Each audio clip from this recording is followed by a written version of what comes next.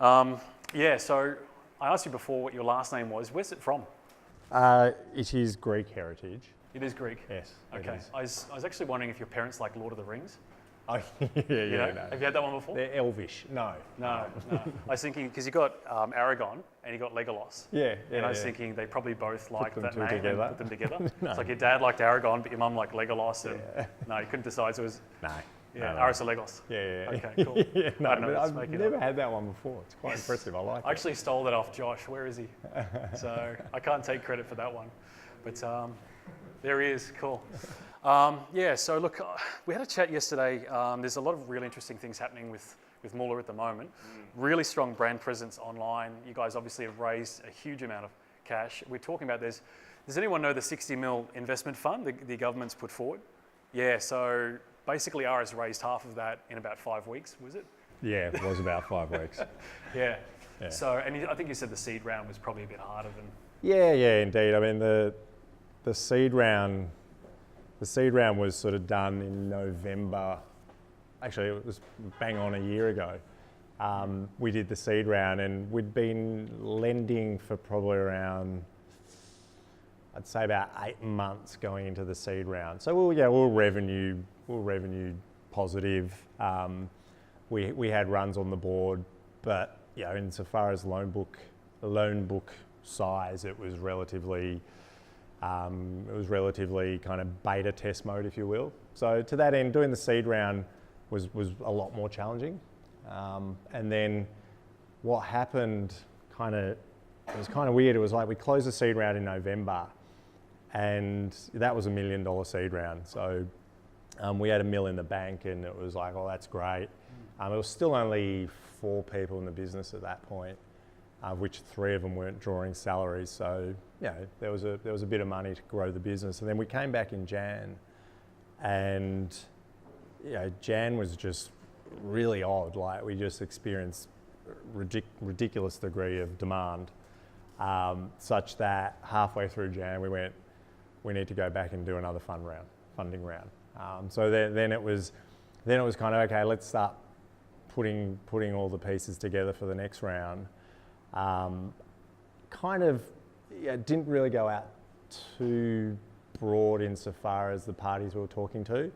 And being a financial product, you tend to sort of go down a different path than traditional businesses insofar as you do have financial institutions you can engage for funding. So we're going down that path as opposed to really pursuing the VC path, or even the sort of high net wealth path or family office path that we went down in the seed round. And so we were speaking to some of these institutions, and then we weren't actually speaking to the guys we ultimately did the round with. And they weren't really intense discussions. It was a bit of back and forth, and we're getting them to formative points, but it wasn't detracting us too much from the business. And then, as you said, we started one discussion with another party, and Liberty Financial in this case, who ultimately we did the round with, and literally within about 5 weeks we were done from start to finish. It probably would have gone even quicker if it wasn't for sort of respective travel between myself and their CEO. Yeah, sure. So when was the seed round? That was because that was November last year. Yep. And so you guys founded the company, and so we founded the company actually. It's more than 2 years. So it was about only just 2.5. So it was we started dev work in around May of 2013. So that's when we started the dev work, and we rather naively decided to build the entire back end ourselves. And I say naively because, again, in financial services, you can buy loan servicing platforms, you can buy underwriting platforms, you can just plug a whole heap of products on top of each other, and suddenly you've got a lending product. We didn't do that because didn't really have the sort of desire to go out there and negotiate sort of an agreement with some US provider or European provider. So we decided we'd build it ourselves. Then, so 6 months later, it was kind of one of those moments where you're like, oh shit, maybe we should have just gone and bought one. And eventually we went live with our version 1 in May of last year. So yeah, May of last year. And that's when we started lending. And we're now at version 32. So yeah, we have a pretty rapid development cycle insofar as, yeah, we're always iterating, and we like to say we kind of, we test everything in production ultimately. Yeah. Actually, I should ask very quickly, who doesn't know what Moola does? There's a couple of hands. Maybe you should just give a brief rundown for you guys. Okay, so we're a balance sheet lender, i.e., we're not P2P, and I make that point right at the outset because a lot of people sort of know about the P2P thing, but we are a balance sheet lender, and we are specifically targeting the small business segment.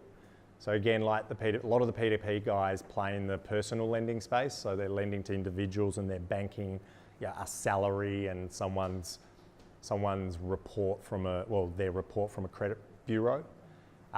We play in what has traditionally been a harder space to bank by virtue of the fact that we lend unsecured, so we're not taking any form of security, which is similar to personal lending in that P2P space. But we also, what you find in small business lending is that there's significant volatility in cash flows. If you get a salary, you're guaranteed that salary every month, assuming you keep your job. Whereas small businesses, cash flows are all over the place. So it's a trickier lend, which is why you sort of, I guess, our build took so long, because there was a lot of refinement of the credit model. Yeah, and all there's going to be a lot of of data in that. Like, there's so many data points. There's I imagine there's a like lot more data points. Yeah, a lot more data points than a personal lend. Well, at least we like to think so. I think the personal guys might, throw that in my face. But yeah, in essence, we do unsecured personal lending up to $100,000 today.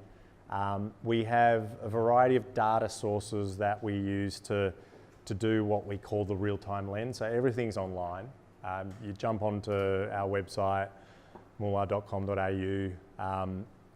The application process is literally 5 screens in the sense of we want your business details.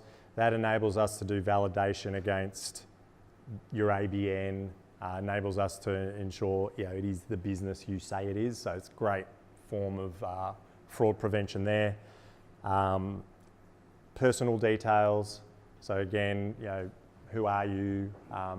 Are you living where you say you live? So all through the course of the process, we're hitting databases, and we're hitting databases that have existed for years, but obviously we're just enabling that through our process. You then permission us to a data source. So we launched into that online merchant space. So eBay was our go-to market. It was a small market that kind of allowed us to beta test. We don't do much in the online merchant space today. We still do a bit, and it's a really good segment. We actually quite like lending into the segment. But predominantly, the 2 main data sources we're underwriting off today are directly into a bank account. So we have a feed that enables us to look into a bank account, assuming you guys permission us to look into that data by virtue of your internet login details. And then the other big feed for us is Xero, the accounting software. So yeah, that's pretty cool. Yeah. So Xero gives us significantly more data than we see through a bank feed, for instance. But almost there's so much data out there. Like, you've got Vader, which is all credit data, and there's probably a whole bunch of third-party data sources, and then you're probably on the back end crunching all that data through an algorithm.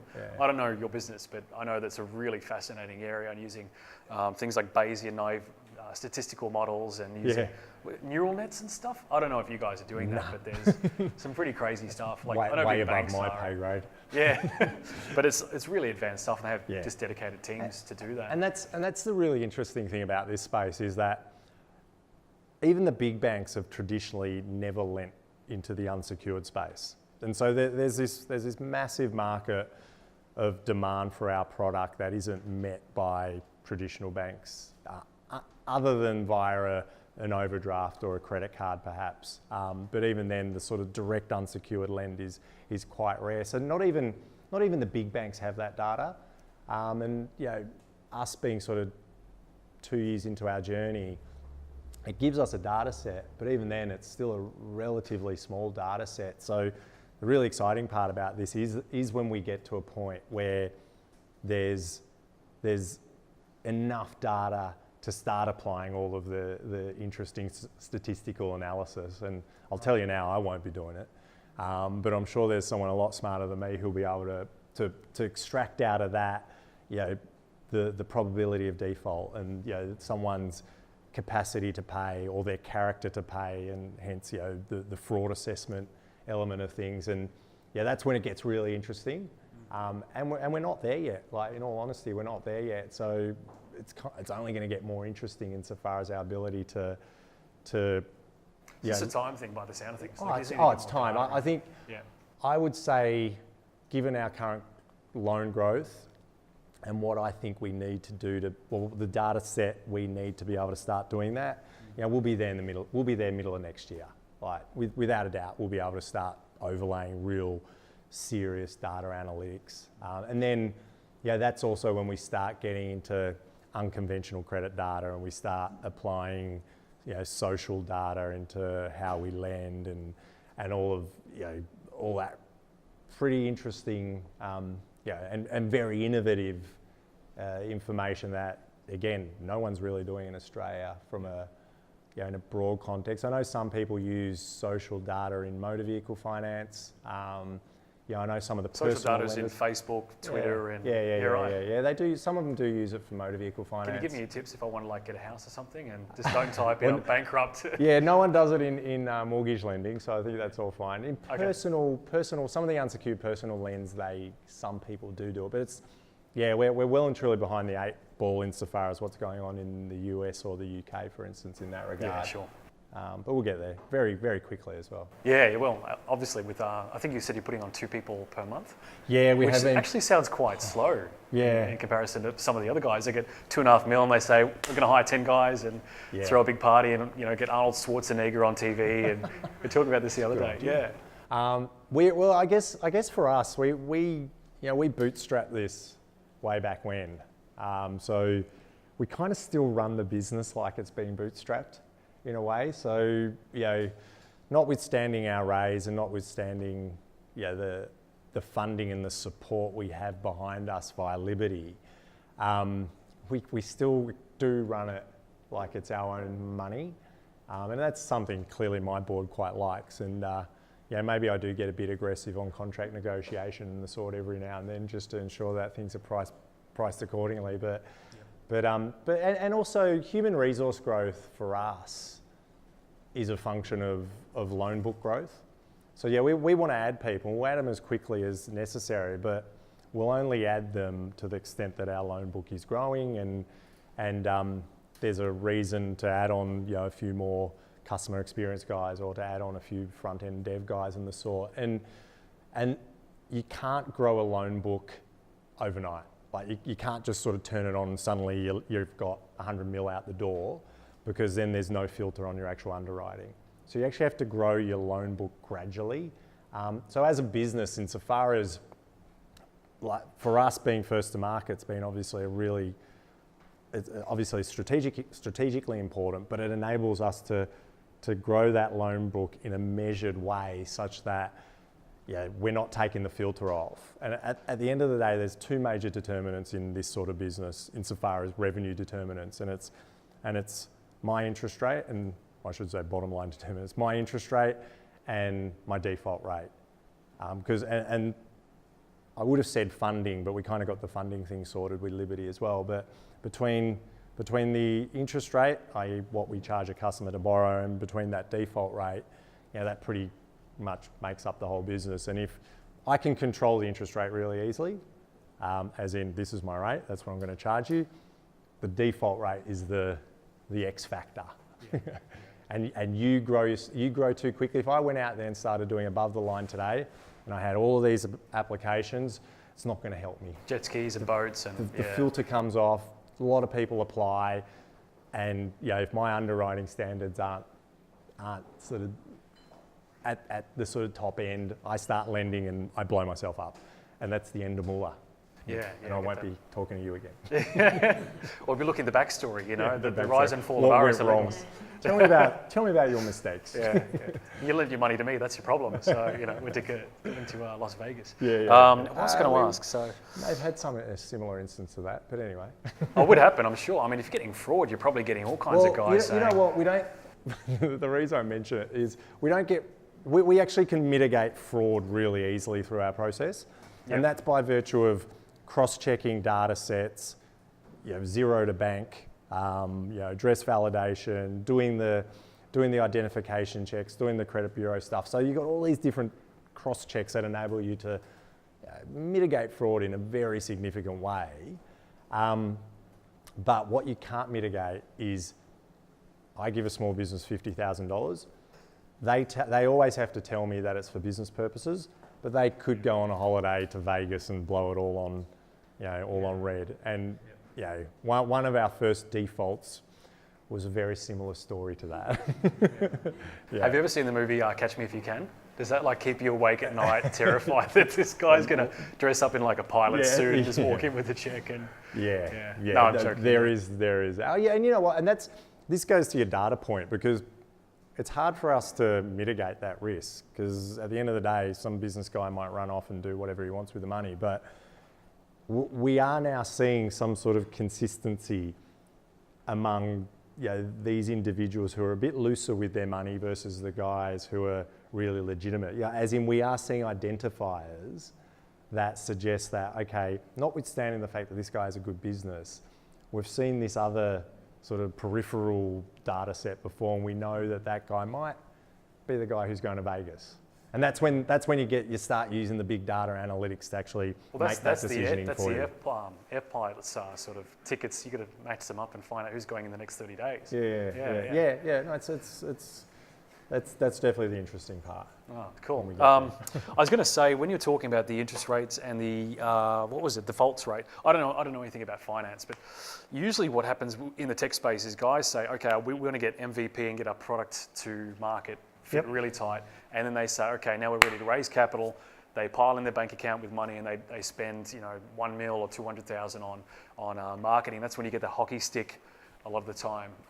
So it's interesting that you're sort of, and obviously it's finance, and your reputation and name is incredibly important to maintain. It's obviously a very different sector. And I think there's probably quite a few things, like even government, the ATO, which is something you talked about, integrating into them and getting data. They're obviously very not as progressive. One day, yeah, hopefully. So they're not as progressive as some of the other startups in the space, and so it's very hard to get them to actually move into a world where there's APIs and there's connections to all this stuff. And that's really interesting. I'm curious though. I mean, you said you were bootstrapped, so you're making money. What was it that led you to say, okay, this is going really well, but I want to bring in a partner, a VC, who potentially could say to you, I've got money, but I want to take a bit more of the share than I may they may want. What was it that led you down that path? Because I think you were saying that you had enough money to sort of renovate your house, and you had a bit of cash there. And that's when you started the company. Yeah, but it was. Yeah. I mean, the bootstrapping was my renovation. Well, not my renovation fund, my wife's renovation fund. So we you pulled a Kogan. You got other people's credit cards. Yeah, got them to pay exactly. For your business. the marital Kogan. Yeah. So that was a fortunate scenario where, I had some savings, and my partner Andrew had some savings. So we pulled that, and that took us to. So that took us to a point where we had. I wouldn't call it an MVP. I'd call it maybe something a little bit beyond the MVP. The minimum marketable product, for want of a better word, insofar as it's hard to go MVP in fintech, because you're dealing with people's money, and if something breaks, and suddenly I'm direct debiting someone's bank account who I shouldn't, I'm in a world of hurt. If I'm not doing my KYC, so my know your client, which is a sort of compliance overlay that everyone in finance has to apply. So I need to prove to the government For every loan we do, I need to prove to the government that, yeah, I'm not lending to a terrorist, to a mafia guy. Yeah, know your clients. HSBC, right? Yeah, and not be go. like HSBC. So if you trip up on those, actually, the impact of that can be jail. That's a criminal offence. It's a criminal offence. So I hope, Andrew's actually our compliance officer, so he'll go to jail, so I'm fine. But notwithstanding that, if we trip up on that, i.e. our MVP wasn't doing compliance right, it's a pretty serious offence. So the thing I say to guys in fintech is, you need to kind of get your MVP almost a bit further down the path before you go live, and that's whether you're doing a lending product, a custodian product, Jim would know this because of one of the guys he's in. You need to get that sort of the regs and, in your case, the custodian things right before you can go out there and start making some sort of serious ground. So we did the same thing, and that meant we had to put a bit more money in day one. And then we got to a point where it was very much a case of, okay, this is bringing money in the door. There's a viable business here. We still had a decent first mover, and we went to, as I said, we did family office, high net wealth, and then continued on that merry way towards Liberty. Yep. So a family office was more like your high net worth. Wow. Yeah. It was a high net wealth individual who contributed a very substantial. Where are these people part of coming that from? Everyone seems to meet one but me. It's really crazy. Spot Jobs guys are the same. They raised the majority of their money through that. It's incredible. Yeah, I mean, it's I think a lot of that is just right time, right place, relationships, networks. It's the network. A lot of it's network. I think that you can't underestimate the power of your network. And I'd say our ability to raise money, and I've been around for a little while, and that helps. So over that period of time, I've managed to build up a network that I think ensured there were guys out there who were happy to back me and back my team, and the vision we had for Moolah. And it was the same with Liberty as well. Very much a similar discussion. It was kind of backing the team in the vision. Notwithstanding, we had the track record behind us to sort of qualify that. I wondered about that because obviously 14 years investment banking. I don't know anything about investment banking, but I wondered how that sort of played into your whole startup, because it's interesting how you meet these founders and their background really plays a big part in how they create their company and shape it. And obviously you've built a few friendships and relationships out of that. But I imagine you've got a huge amount of domain expertise in raising venture capital and how the process works, and particularly, it was in the UK, I think you were. UK and Hong Kong.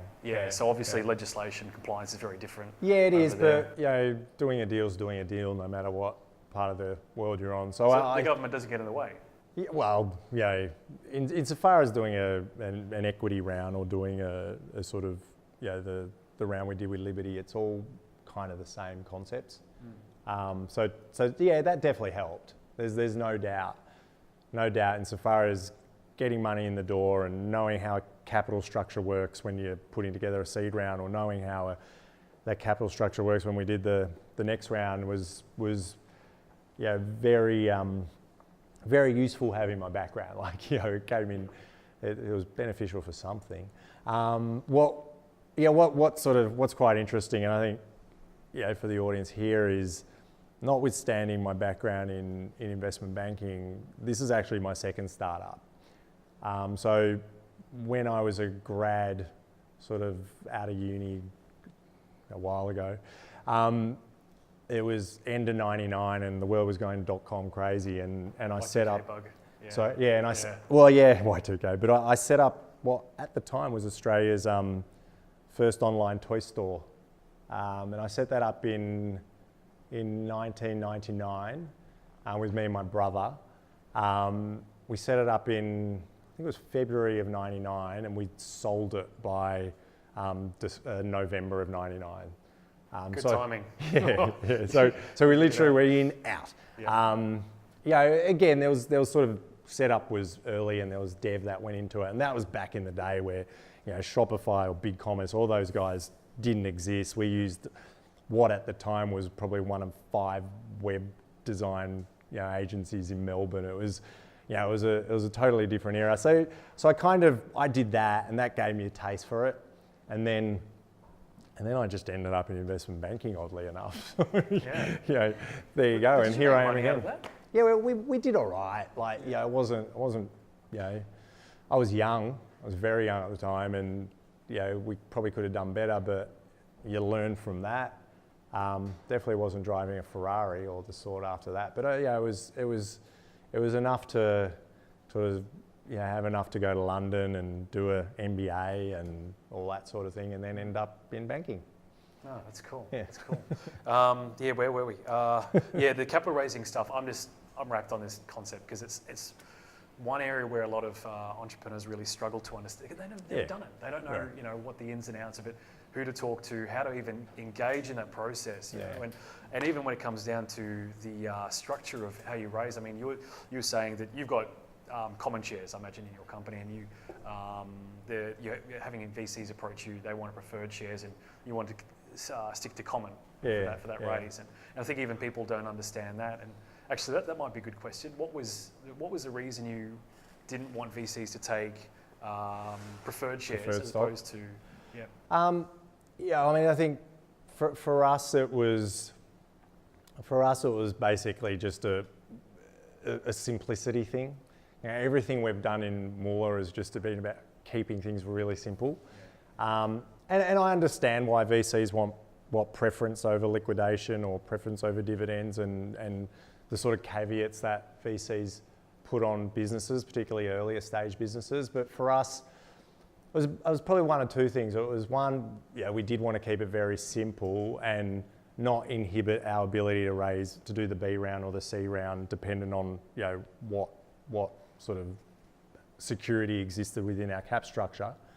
And two, it was a function of, I guess, not really speaking to that many VCs in its simplest form. So we didn't have many discussions with VCs, and to that end, we just were fortunate to end up in a position where strategics not always want to have, are not always comfortable coming in as common equity holders, but in our case, we're just comfortable to come in as they did. And I think it was also a function of the fact of, I should note, it was a function of the fact that we were further down the track when we did our A round than perhaps some of the earlier stage businesses where preferred stock is more relevant. So we had enough track record to give our shareholder comfort just coming in as an equivalent shareholder to us.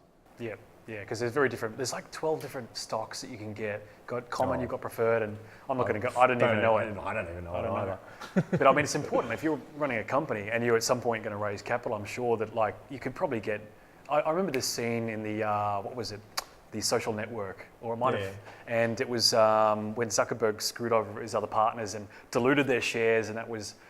It's just probably one little line in a contract that these guys are looked over, and he said, I've got common shares or I've got preferred shares, and just because I haven't understood that part of the world. And it's just, as an entrepreneur, you need to know product development, you need to know recruitment, you need to know marketing, capital raising, you need to know legal finance. It's just, and then you need to know the actual area you're dealing with, and trying to understand all these things, you have to accumulate so much knowledge. Or surround yourself with a team who can that's contribute all that knowledge. And I don't profess for a second to know everything about everything, far from it.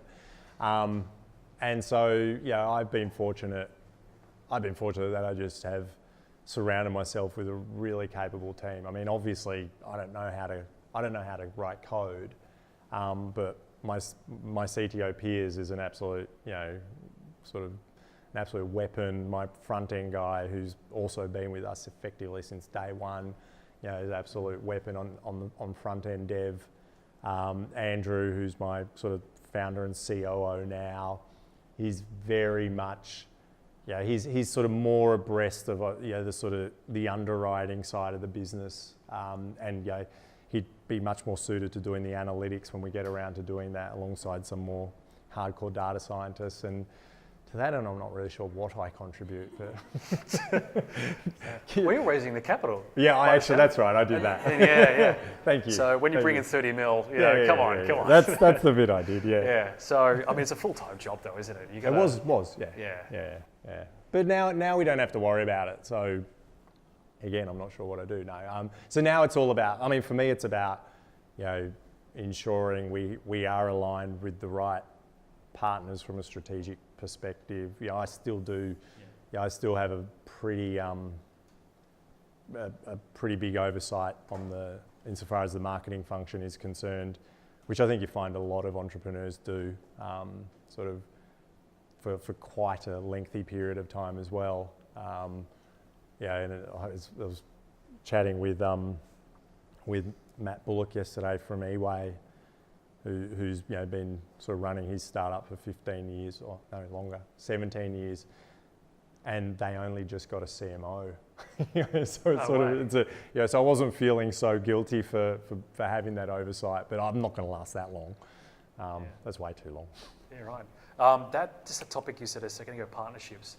It brings to my mind, like, obviously Xero, the partnership there is important. I don't fully understand it. Data sounds like it's important. I would have thought it'd be, Moola integrating and providing debt data to Xero. And so obviously I don't fully get that picture. We do both, actually. You're right. Yeah, it's good. We Okay. do a bit of both. Yep.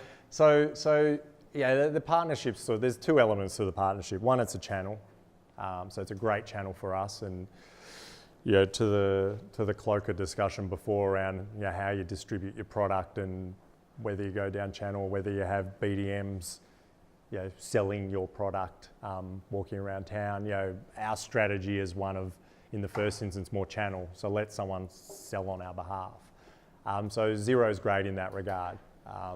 They obviously have 250,000 small businesses using their software in Australia. That's a contingent that we can market to through our partnership. So obviously very valuable. But then the other element is the data bit, and it is two-way in the sense that we pull down data, we analyse that data, we lend, and then we also send data back into Xero, so that whenever someone takes a loan from us and they're on the Xero platform, we're pushing all of the accounting entries and all of the loan schedules back into their balance sheet, back into their P&L. So everything's populated pretty much 1 second after the loan's approved. That effectively means all those accountants out there don't have to effectively lift a finger once our loan's executed. So it's a small value add, but when you ask the accountants, they love it. So it's in terms of just pulling the data out of... And just pushing it back into the Xero general ledger. Okay. Yeah. I guess the other thing I was really keen to know is, if you as a CEO, there's so many areas you can spend your time in. There's probably fires you need to put out, and the big decision I keep hearing a lot of is, particularly in sales or in customer service, it's like, okay, we got 10 or 20 customers complaining. I've got the choice of dealing with this now, putting out that fire, which is what I really want to do, or I need to figure out ways to deal with this on a more general level as a trend and as an issue. And so it's like, where do you spend your time? Putting out the fires or trying to preemptively deal with things? Because if you're putting out the fires, you're putting money in the bank account if you're doing sales. You're dealing with customer issues right then. And that's important. That's really important. But if you're, on the other hand, postponing that stuff and saying we need to improve the actual issue underlying this, I mean, to me, there's so many ways you can look at where you spend your time, and that's the biggest thing you can do as an executive, and that's got to really, to me, like I work on, when I'm running launch labs or talking to customers about app development, I've got to do marketing, I've got to do recruitment, I've got to do videography, all this stuff that is just, and my head's in fuzz factor, and you're jumping on one treadmill for 30 seconds, and you're jumping on a bike for another 30 seconds, and you're just in this fuzz factor, and it's hard to get really locked down on one task. You need a business coach. Yeah. I need a business coach. Yeah. That's what you need. Jim, you want to take? No, probably not. Business coaches. Don't underestimate the value of a business coach or mentorship I take an advisor. of some sort. I think an advisor would be great. Actually, I'd be really keen. So you've got a board, obviously. Yeah. There's a big argument in the startup world. Boards, do they add value or do they take equity? What's kind of your? Obviously, we know your stance because you've got a board, but Yeah, I mean, our board is there by virtue of the fact that they have shareholding in the company. So yeah, we don't have any sort of peripheral advisors that are on our board at this stage, who we've sort of given equity to incentivise. I quite like our model, insofar as everyone who's on the board has a vested interest in what the business is doing, and we're probably not big enough at this point in time to warrant having independent board members. I think sometimes if you bring independents on or advisors on too early, you might just find yourself dealing with governance issues and having conversations that go around in circles. So we've kind of kept our board and our governance really light touch. So the board's comprised of myself and Andrew. Piers, notwithstanding he was a founder, isn't on the board, and both of our sort of main shareholders. And it works, to date, it's working really well. Yeah, we have a board meeting every 2 months, and that's all we need. Then, if we need to, we reach out ad hoc, but the board meeting should be not so much about us reporting on where we are at as a business. That's in the board report, and that goes to them before the board meeting, and it's like, here's the stats, read on. Then that board meeting should be about, all right, board, I need counsel, and that's the mentorship side of things. I want my board, and my board do it, to sort of mentor me insofar as some of the more strategic decisions we need to make. How to deal with whatever issues are presenting themselves within the business. And I think that's important for any startup and any entrepreneur, is making sure that those board meetings are about the guidance and the mentorship, and not about this is what we did last month. Because I can read that in a document if need be. Yeah. I thought the job of the board was to give the CEO a hard time about performance. Yeah. But you're on the board. Yeah, so, I am on the board. But that's always the case in startup. Usually the CEO is the founder and they're on the board. So. Yeah, then the big companies separated out, and Well, we're not a listed company, so we don't have to worry about all that governance stuff. But, corporate governance. Yeah, of course. So, yeah. Cool. Now, where was that leading me? I get distracted. Sorry. That's all right. The place. That's all right. That's interesting. So a lot of people have said, well, why do I need to get a board advisor on my startup? Obviously, they're asking at one point, but why do they need to get an advisor if at some point they get investment and get the advisor for free? And that seems to be, and maybe I shouldn't pose that to you as a question. I think it's more of a generic thing I want to throw out there to people, is that a lot of people are saying, well, if I'm getting a strategic advisor, Liberty, was it Liberty Finance? Liberty. I kept saying Liberty Capital. They were known as Liberty Financial, but now they're just known as Liberty. Liberty. Because they rebranded. Okay. For everyone's information. Well, that is bright. So within the sort of mortgage lending space, you've obviously got the banks, the big four and all the regionals. And then you have a sector that's known as the non-bank sector. And the non-bank sector in its own right does billions and billions a year of mortgage lending a year. And Liberty's the largest non-bank lender of that group of non-bank participants. Albeit, I shouldn't say non-bank, because they prefer to be known as a specialty lender. So we'll just go with that for the moment, all right. Shall we? Okay, cool. All right, guys, we might wrap it up. Aris, thank you so much for your time, and all the best in the future. Thank you. Cheers.